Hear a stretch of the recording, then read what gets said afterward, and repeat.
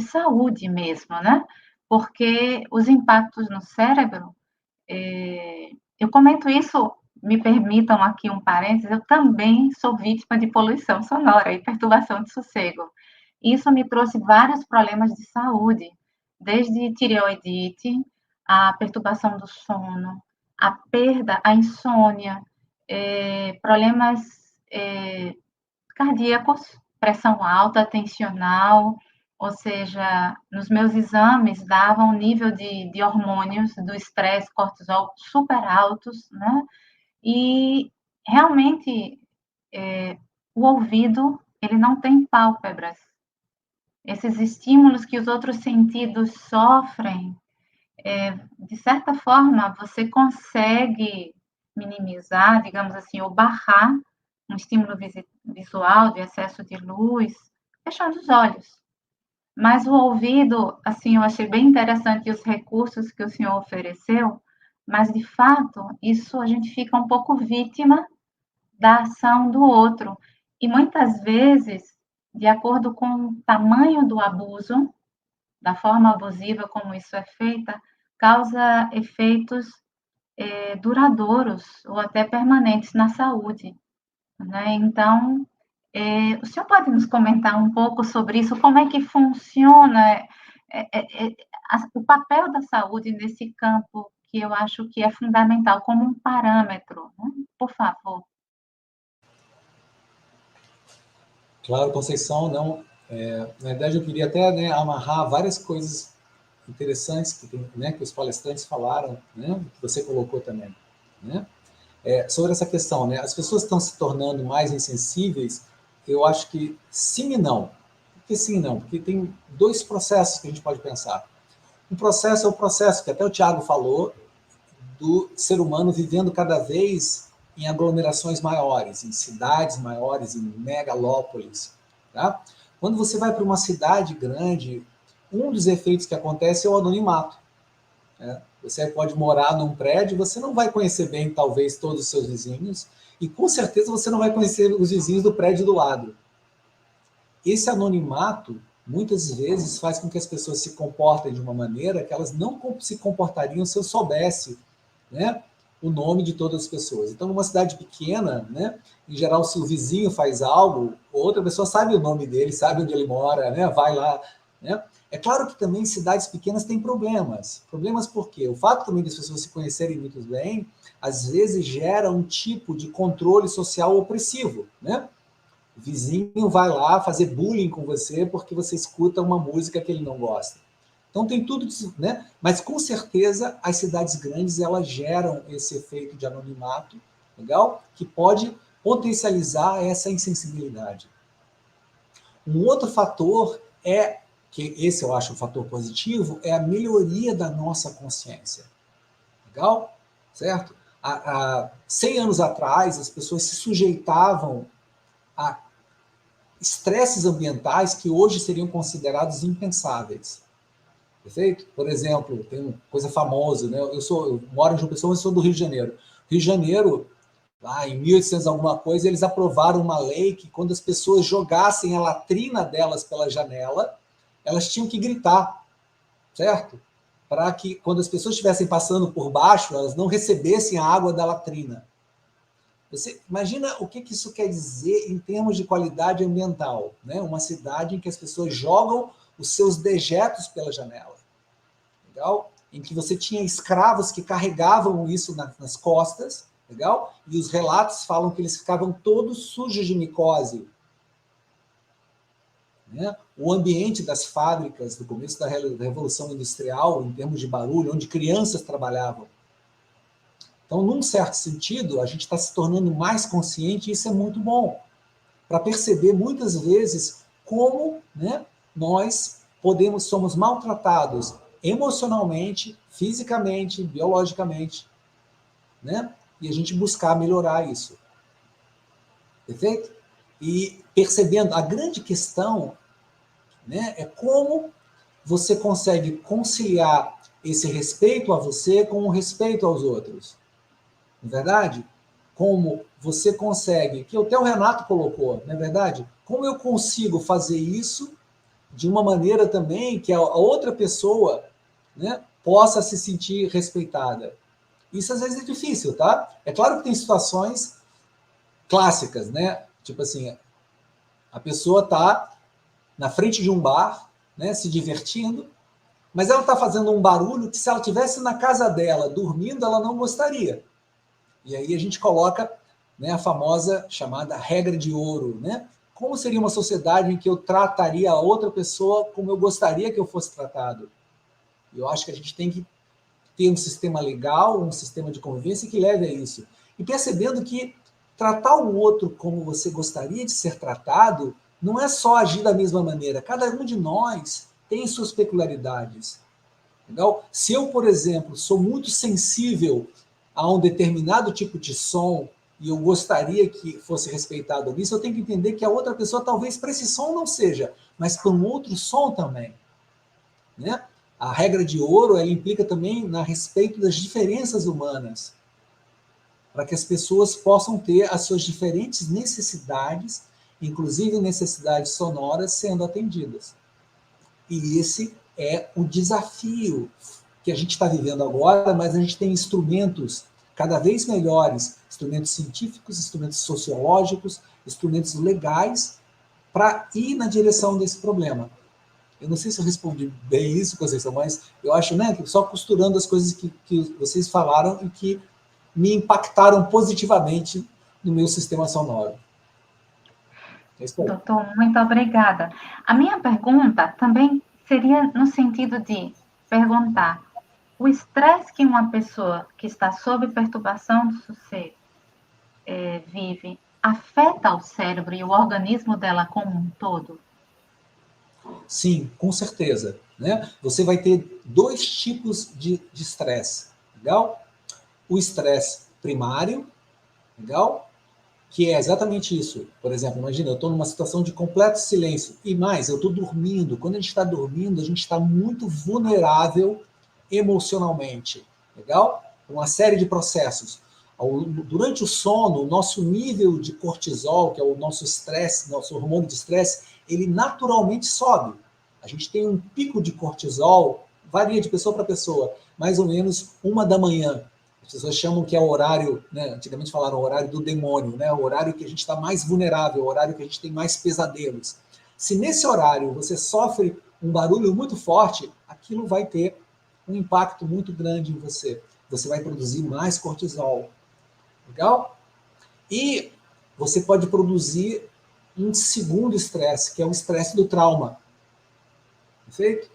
Legal? Que aí depois você ficou sensibilizado e aí somente uma pequena quantidade, o Renato falou, uma pequena quantidade daquele mesmo coisa já se torna um disparador. E as pessoas falam, que besteira, você é sensível porque você não está na pele da outra pessoa, legal? Porque para aquela pessoa, aquilo provoca, né? E você tem que ter todo abordagens psicológicas, farmacológicas ou de controle ambiental para a pessoa reverter aquilo, né? Um exemplo famoso é o trauma de guerra, né? A pessoa vai para uma guerra, volta, ela acorda escutando tiroteio. Então, hoje em dia também, infelizmente, a gente tem cada vez mais uma compreensão desses processos, do estresse primário. O estresse primário é o efeito, né? O efeito em si, o estresse secundário é o trauma daquele efeito. Tá? E, como eu falei, várias abordagens, tanto psicológicas como farmacológicas, e as duas combinadas, que é considerada a melhor solução, para você poder lidar com esse tipo de efeito. Né? E ter uma legislação e uma educação da sociedade para que isso diminua. Né? Para que a pessoa que anda com a moto dela à noite pense assim, poxa, eu gostaria do meu filho, do meu sobrinho, do meu neto, né?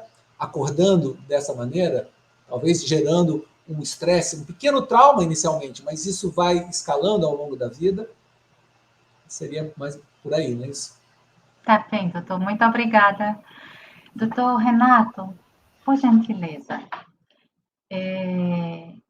existe algumas perguntas que eu acho que são pertinentes, eu vou passar para o senhor. Muitas pessoas estão comentando aqui das situações que elas passaram. Então, houveram comentários sobre latidos de cachorro, sobre problemas com bares, restaurantes. Eu acredito que a questão do vizinho também é importante, né? A gente já percebeu pelo doutor Serrano, doutor Luiz, que existe sim algo que afeta a nossa saúde. E algo que eu queria perguntar ao senhor, quais são essas etapas, assim, rapidamente falando, que a gente tem que cumprir até entrar em vias judiciais? E até que ponto eu tenho essa esfera da individualidade e do coletivo, né? É uma questão assim. O senhor já falou os parâmetros para um ruído ser perturbador, mas eu comento porque para outras situações a legislação é bem mais clara. A questão da propriedade, por exemplo, né? Ninguém pode entrar em nossas casas, invadi-la. Você tem um direito, aquilo é privado, é inviolável, né? Isso é bem objetivo, né? Em relação ao som, não. Então, eu queria que o senhor nos ajudasse um pouco nisso, assim, por favor, antecipando um pouco essas etapas de um diálogo até chegar às vias judiciais. O que é que o senhor acha importante a pessoa até cumprir legalmente para chegar no tribunal e ser efetivo, né? Não, sim, claro.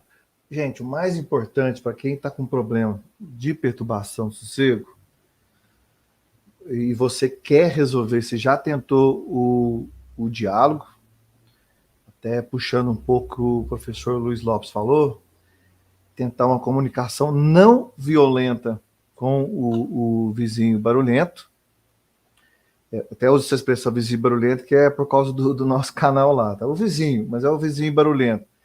Porque se você busca o diálogo, já chega de forma agressiva para ele. Você para com esse barulho aí, pelo amor de Deus, e usa os palavrões, tudo, xinga, quer brigar com a pessoa. A tendência é você, já de cara, já não conseguir resolver. A não sei que seja uma pessoa mais medrosa, que são poucos os casos, tá? Mas se você buscar um diálogo através de uma comunicação não violenta, primeiro chega para a pessoa, até uso muito isso, falo assim, em vez de chegar a pessoa reclamando, você fala, bate na porta do vizinho e fala, boa noite, tudo bem? Tudo bem? Tá legal, aí vocês estão numa festa aí, né? Ah, sim, é aniversário de alguém, tal, não, tal. Não, que legal, é bom, né, comemorar um aniversário. Vai primeiro para uma comunicação, a pessoa sentir que você está tendo uma conversa legal com ela primeiro. Depois, é lógico que não dá certo para qualquer coisa, tá, gente? Mas eu falo para entre vizinhos, bares, restaurantes, casas de shows, não dá certo isso. Mas buscar um diálogo de aproximação, falar, não, legal, tá fazendo a festa aí, é porque eu tô com um problema seríssimo, eu tô passando mal e o barulho tá me fazendo mal demais aqui. Se tiver jeito de abaixar o som, da gente resolver isso aí, eu ficaria agradecido, tal. Não quero atrapalhar a sua festa, tudo aí. Essa é uma forma de você buscar um diálogo, tá, Conceição? Inicialmente, para situações de vizinhos residenciais. Mas depois, não resolvida essa questão no aspecto do diálogo, que é importante você tentar buscar essa solução via diálogo, você vai buscar fazer provas do barulho. E essas provas incluem várias coisas. Você vai ter que ter vídeos que comprovam, vídeos longos que alcancem um período grande que comprova essa perturbação do sossego, dentro de tudo daquilo que eu falei, perturbador, constante e provocativo. Você vai ter que, obviamente, chamar a polícia várias vezes antes de dar a entrada no processo judicial. Para quê? Para o juiz ver que você teve um grande trabalho, um grande transtorno em decorrência daquela perturbação do sossego. Isso eu estou falando para o processo civil. O processo criminal está tendo barulho, o vizinho não quer parar com o barulho, tá perturbador, já pode chamar a polícia para dar início a um processo criminal pela perturbação do sossego. Mas as consequências, as decorrências são diferentes, seja no processo criminal quanto no processo civil. Além de vídeos, os boletins de ocorrência, os termos circunstanciados de ocorrência que dão início ao processo criminal. Você vai ter que notificar o seu vizinho barulhento da perturbação do sossego, se possível fazer laudos através de, principalmente o caso aí de João Pessoa, que você tem o decreto que trata aí da questão do barulho, que é o 4.793, fazer laudos que comprovam que aquela perturbação do sossego está extrapolando os limites do decreto. Não vou nem entrar na crítica em relação ao decreto aqui que cabe, mas ele fixa alguns critérios, que eu não concordo, mas está fixado e é lei. Lei tem que ser... É decreto, mas decreto deriva de lei. Então tem que ser respeitado, tá? E testemunhas, obviamente, você tem que ter pessoas que... Por que tem que ter as testemunhas? Se já tem vídeo, se já tem boletim de ocorrência, se já tem a notificação. E isso é muito importante, tá, gente? O vídeo, ele pode sofrer uma manipulação. Como assim? Você pode estar filmando, mostrando a situação aí na frente, e o barulho está sendo feito por mim aqui atrás, e quem vai falar que o barulho é lá da frente e não é daqui de trás? É difícil, o vídeo pode sofrer esse tipo de contestação, que somente as testemunhas vão ratificar aquele vídeo. Aí o juiz, quando ele pega o processo, ele fala, peraí, estou vendo os vídeos, a pessoa contestou, mas vieram as testemunhas e falaram, não, realmente, isso que está mostrando no vídeo é o que realmente acontece. Isso que vai gerar a percepção de que realmente está havendo a interferência que o artigo 1277 do Código Civil fala, e isso nós vamos juntar também com o artigo 937, que fala da reparação do dano que a pessoa busca na justiça em decorrência daquela perturbação do sossego, porque quando a pessoa vai na justiça, ela não quer apenas que pare com barulho. Ela busca também uma indenização daquilo que ela está sofrendo. Eu até quero entrar rapidamente nisso aqui, porque a professora Conceição perguntou para o professor Luiz Lopes, mas como é que faz? Houve uma mudança? Por que está acontecendo? Por que está tendo essa percepção de mais barulho? E eu, com a minha opinião, obviamente, né, para mim é a sensação de impunidade, tá? Que gera essa questão de mais barulho. A gente, me parece que todo mundo aqui vai lembrar, talvez as pessoas que estão assistindo não, antigamente não se usava cinto de segurança e as pessoas até achavam estranho. Eu lembro quando uma francesa foi na minha cidade natal, Sacramento, ela foi através de uma interação de Rotary Club, e ela entrou no carro e pôs o cinto de segurança. Eu falei, você tá doida? Para que cinto? Não antes sem cinto. Mas depois foi implantado isso na nossa sociedade. E por que foi implantado e por que as pessoas hoje seguem mais essa questão do cinto? Porque tem multa. Porque tem punição para quem anda sem cinto. Enquanto as pessoas não terem essa percepção de que perturbação de sossego vai gerar um problema para elas, isso, infelizmente, vai ser um problema que vai rodar. Infelizmente. Não sei se eu te respondi, Conceição, mas se faltou alguma coisa, eu esclareço aí, tá? Tá bem, doutor Renato, muito obrigada. Eu queria agora, as pessoas que estão nos assistindo, deixar algumas perguntas, né? E eu queria rapidamente, a gente está esgotando um pouco o nosso tempo, então eu vou pedir que a gente faça tipo um bate e volta. Perguntas rápidas, respostas mais rápidas. Seria, então, primeiramente, para o doutor Tiago. A pergunta diz o seguinte: o subjetismo se confunde com um hedonismo individual que se sobrepõe aos direitos sociais de viver com tranquilidade? Hedonismo, né? Hedonismo, é. Hedonismo. Um pouco aquilo que eu estava comentando, né? Assim, o professor Renato estava colocando uma fala interessante.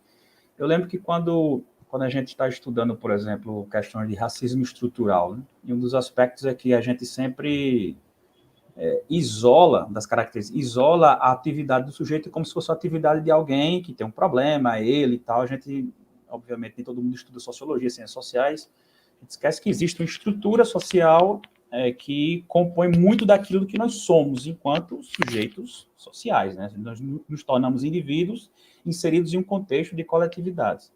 Então, aquilo que eu comentei, existe um enaltecimento muito grande dessa questão do sujeito de ser livre, de poder ser aquilo que ele quiser, no hedonismo mesmo, em todos os âmbitos.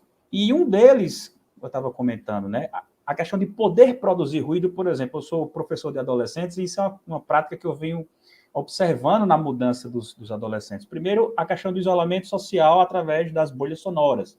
Então, como o ambiente sonoro, ele é o espaço público, ele é muito ruidoso, inclusive existe legislação para a quantidade de decibéis do motor do ônibus, de um carro, né, de moto e tal, mas quando eu fui medir isso, eu descobri que a gente está longe, né, dos níveis aceitáveis. Mas, enfim, ou você se isola, ou outra prática bastante comum, observando o comportamento dos meus alunos, é que, no primeiro momento, começaram com celulares. Então, você anda na rua, vai pegar o ônibus, está andando na rua sozinho, mas você vai com som no celular, como eles gostam de dizer, topado, né? Ou seja, no volume máximo.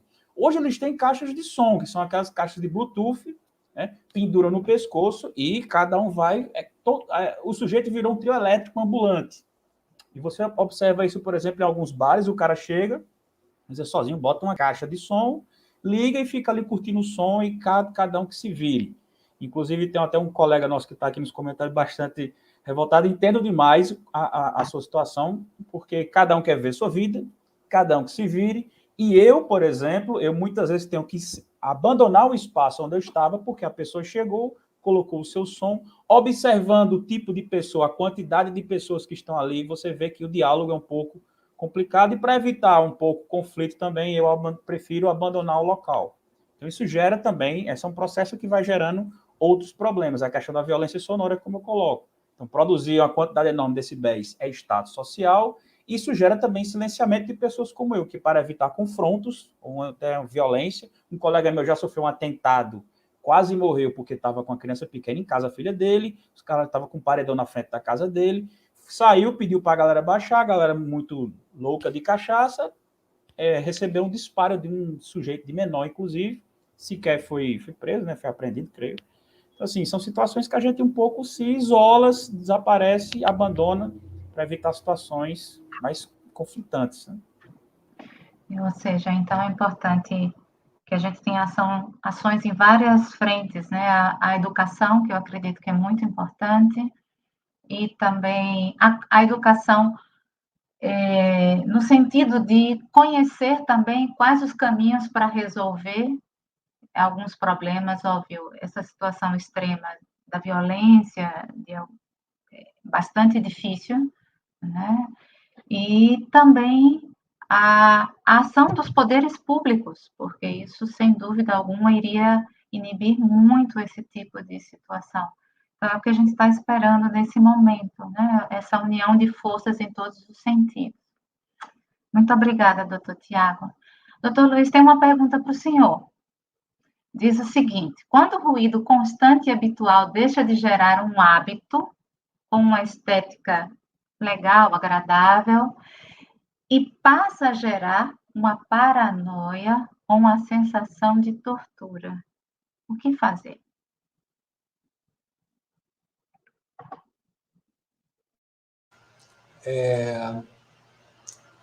Aí que tem aquela questão, né? Toda exceção tem suas regras e todas as regras têm sua exceção, né? Uma coisa também interessante desse processo, primeiro é isso, né? Você tem a questão mais relativa. Eu posso até ter um ruído constante, mas se ele tem alterações, ele vai mexer com a gente. Outra questão é a questão da vibração que o Renato falou. Legal? Os sons graves, eles se propagam mais no espaço do que os sons agudos. Tá? Os sons agudos têm mais energia, mas eles são absorvidos mais rapidamente. Já os sons graves, eles passam em mais. O som se propaga melhor por superfícies sólidas do que por superfícies de ar. Então, se um som grave bate na sua parede, ele se espalha pela sua parede, e quando você encosta na cama, você pode sentir ele vibrando dentro do seu ouvido. Legal? A questão é exatamente como é que o Renato falou. Como é que a gente mede isso? não é verdade? A medida, bom, existem formas de medir, mas elas são mais sofisticadas, né? E a gente às vezes não tem acesso. E é mais difícil você criar uma justificativa legal, né? E a grande importância é, olha, para você se tornou muito incômodo, fazer algo, na verdade, para que se sujeitar ao sofrimento? E aí tem vários caminhos, como eu falei.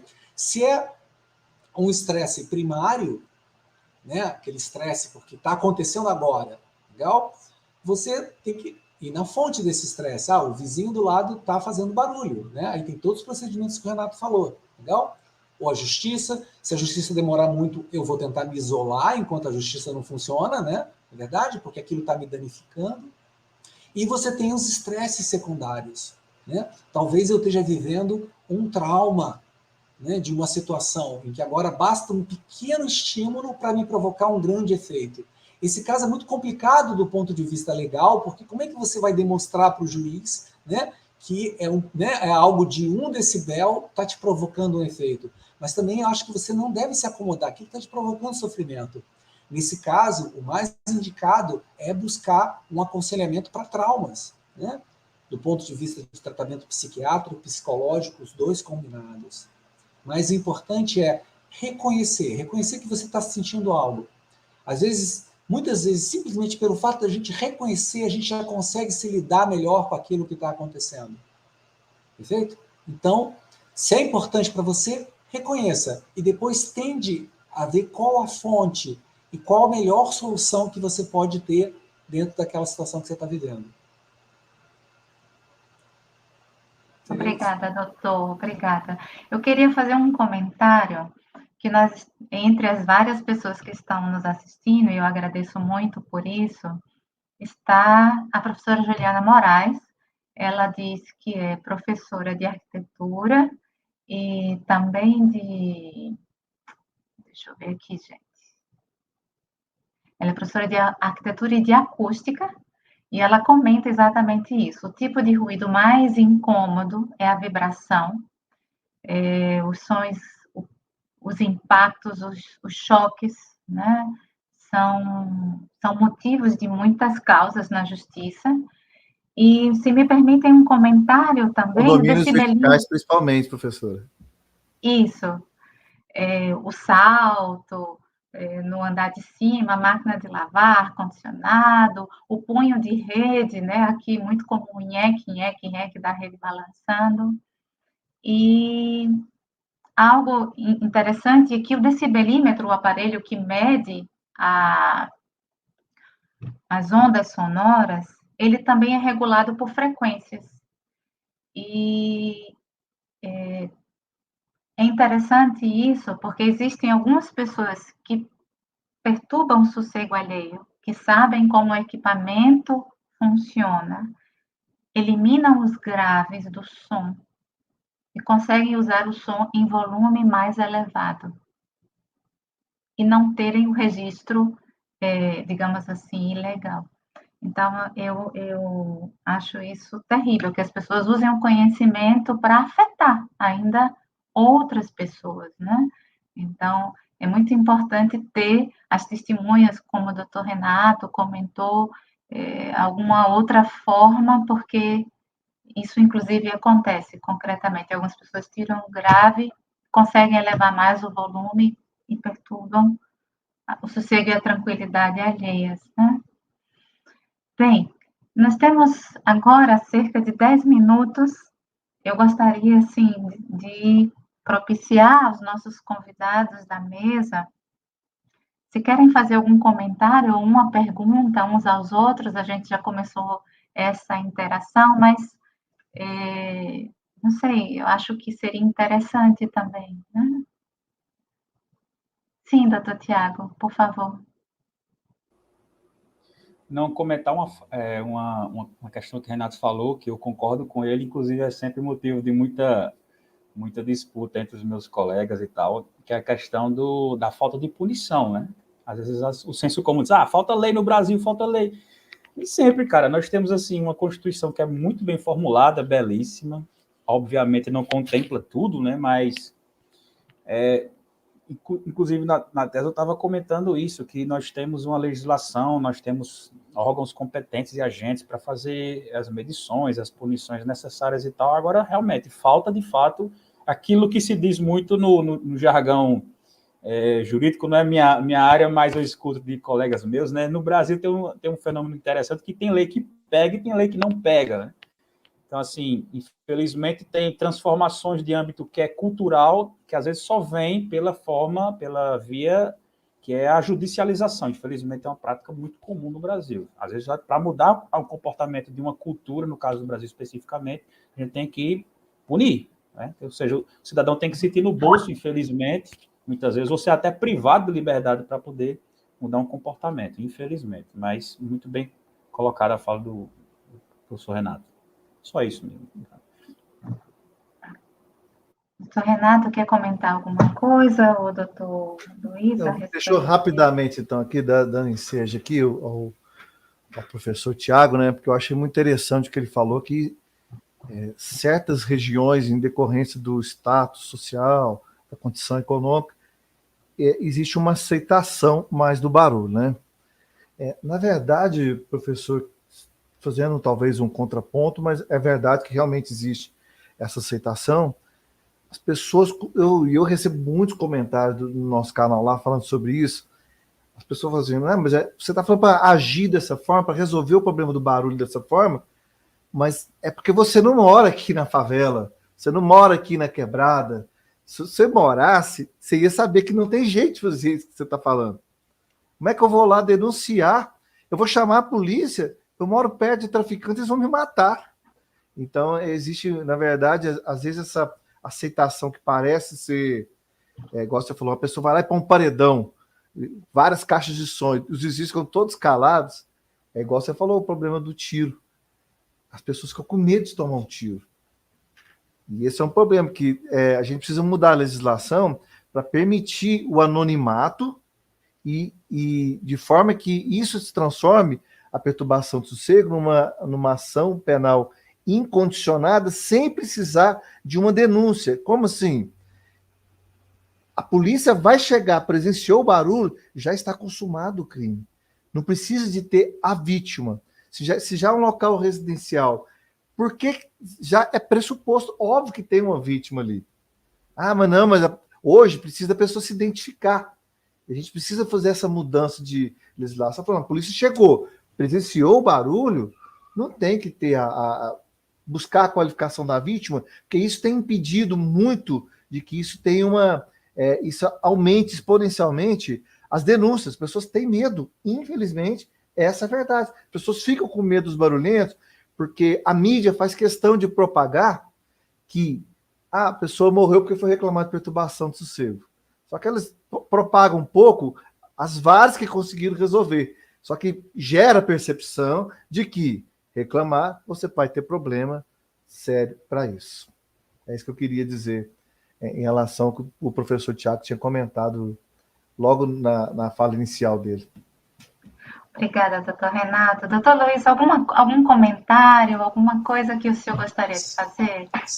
Sim, eu gostaria de comentar, né, inclusive a participação das pessoas nos comentários, que está sendo muito interessante, muito legal, que levantaram esse questionamento. Poxa, mas você está falando dessa questão, né, de problemas psicológicos causados pelo barulho, né? Será que a pessoa, além de ser violentada pelo barulho, ela vai ter que pagar, né, um tratamento psiquiátrico, um tratamento psicológico para lidar com os traumas do barulho, quando na realidade não é culpa dela?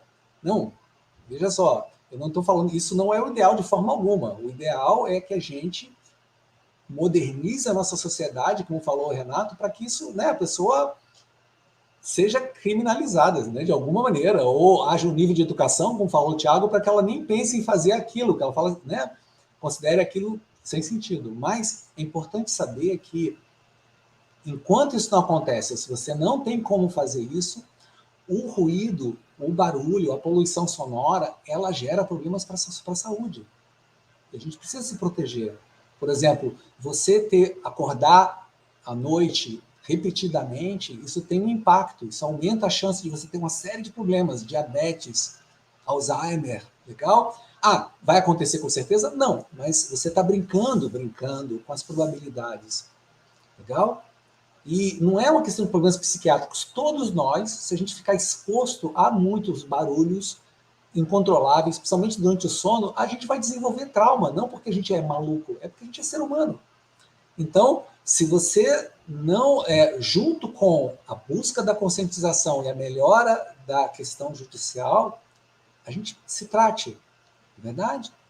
Muita gente não tem como tratar, é verdade. A gente também precisa de um sistema público que ofereça esse tratamento de saúde para as pessoas que não seja pago, certo? E é isso que, mas para isso a gente precisa ter uma conscientização de que isso é um problema, de que isso é um problema de saúde física, mental, legal? Espiritual, filosófica, afeta a gente em todas as escalas.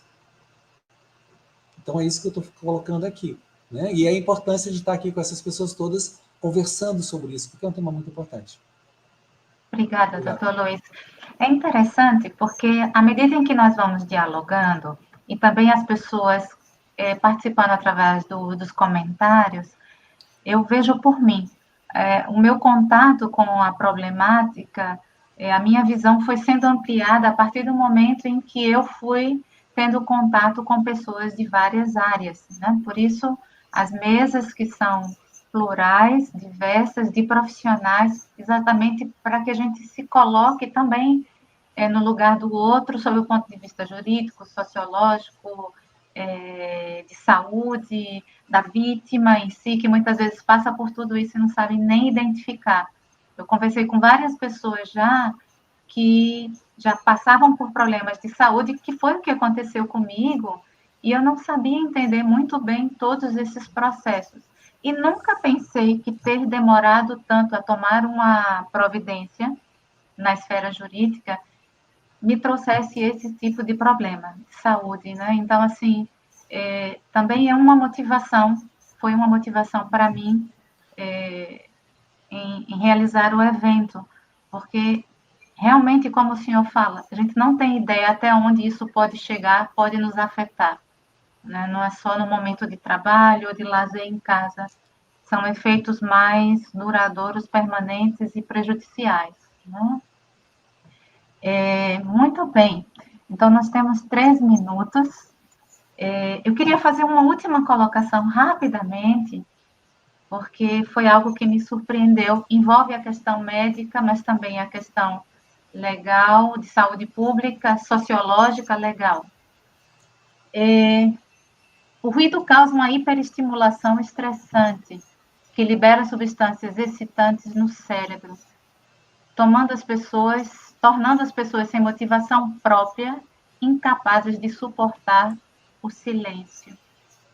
Libera também substância anestesiante tipo ópio e heroína que provoca prazer, abrindo campo para o uso de fortes drogas psicotrópicas. As pessoas tornam-se viciadas, dependentes do ruído. E, paradoxalmente, caem em depressão em ambientes com silêncio salutar. Permanecem agitadas, incapazes de reflexão e meditação mais profunda. Doutores, em base a essas palavras, né? Por favor, um último comentário, também já nos despedindo, seria, por favor, doutor Tiago. Bom, primeiramente agradecer novamente, né, a todos e a todas, enfim, pelo convite, a professora Conceição também.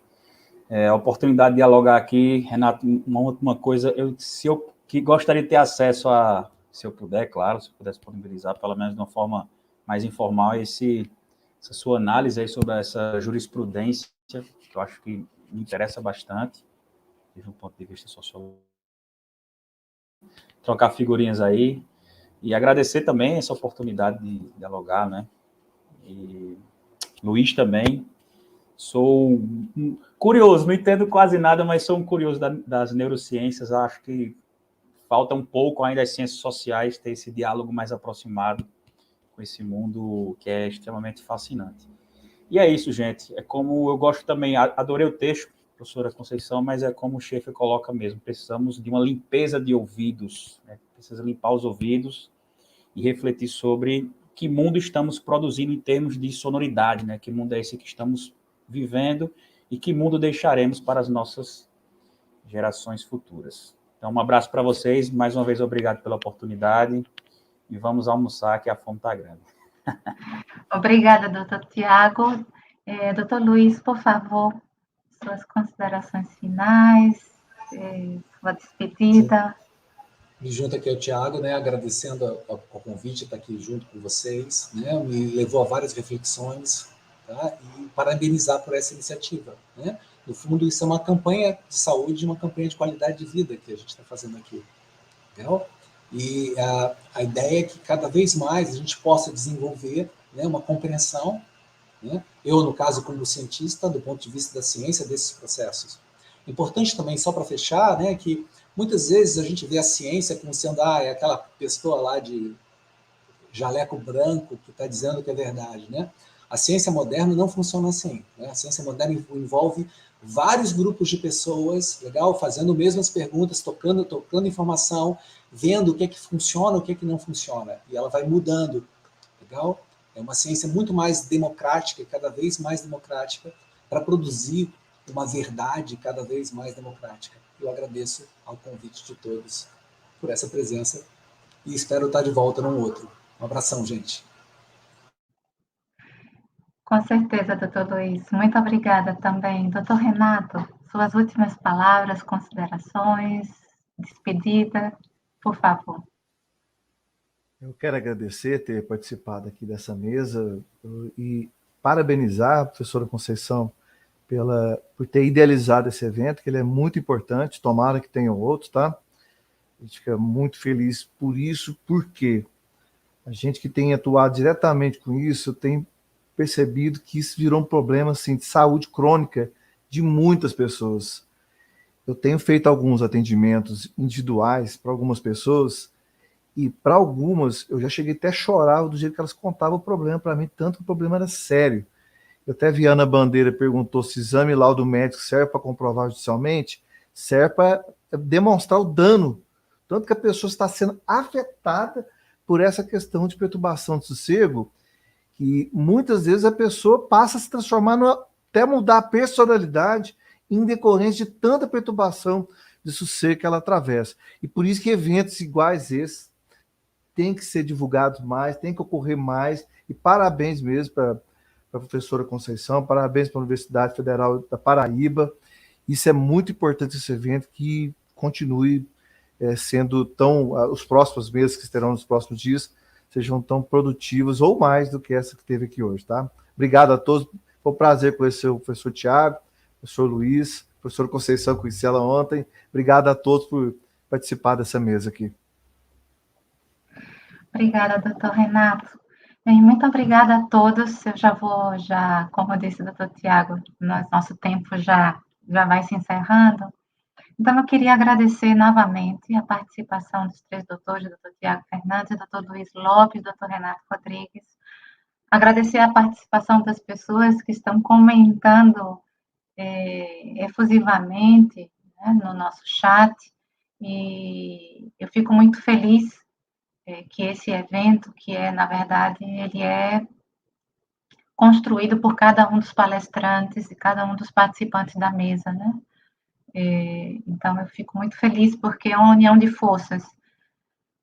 Falando um pouco, amanhã nós vamos ter uma outra mesa, vamos entrar em aspectos mais específicos da saúde, né? Então, nós temos 3 professores, um fonoaudiologista, o Dr. Wagner Teobaldo, um patologista, Dr. Vinícius Martins, e uma psicóloga, doutora Messia Silveira.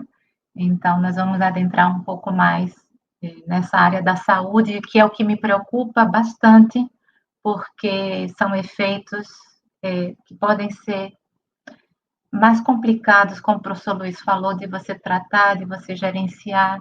Então, eu acho muito importante que as pessoas saibam disso e tentem buscar a solução que estiver ao alcance para resolver esse tipo de problema, né?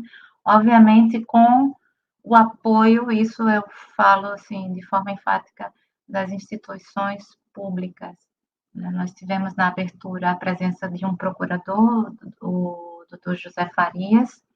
Ele é responsável pelo meio ambiente na nossa cidade e para que todos saibam, ele vai reinstalar o Fórum de Combate à Poluição Sonora em nossa cidade.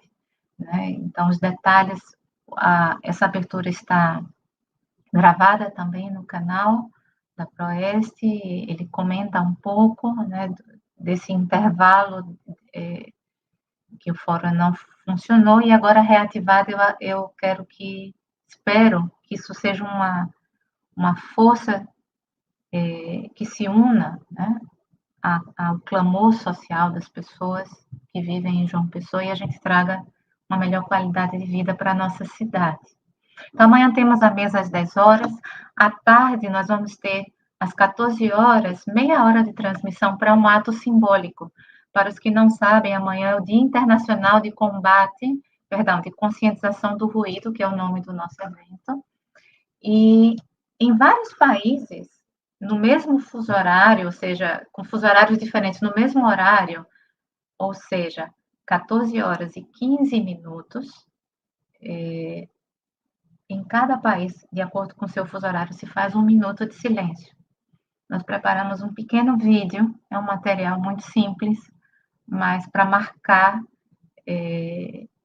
como um ato simbólico, assim que nós estamos chamando, né? Então, nós vamos entrar em transmissão às 14 horas, o vídeo começa alguns minutos antes, eu não vou, é um spoiler, não vou contar detalhes, é algo simples também, né? Por favor, espero que vocês entendam, não é feito por nenhum profissional de mídias digitais, nada, mas acredito que vai ser, ele também vai transmitir algo, né? Dentro desse contexto.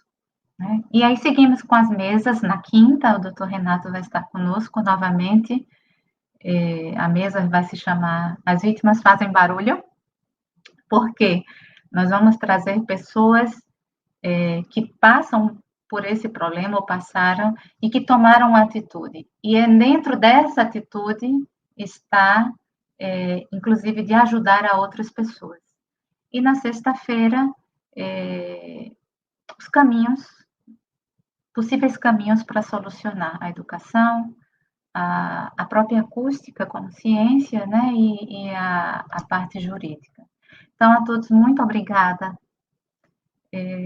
Aos membros da mesa se sintam abraçados também, aqui a gente abraça, né, assim, com carinho.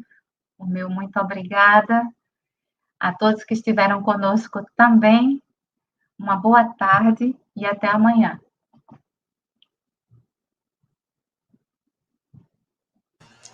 Tchau, tchau.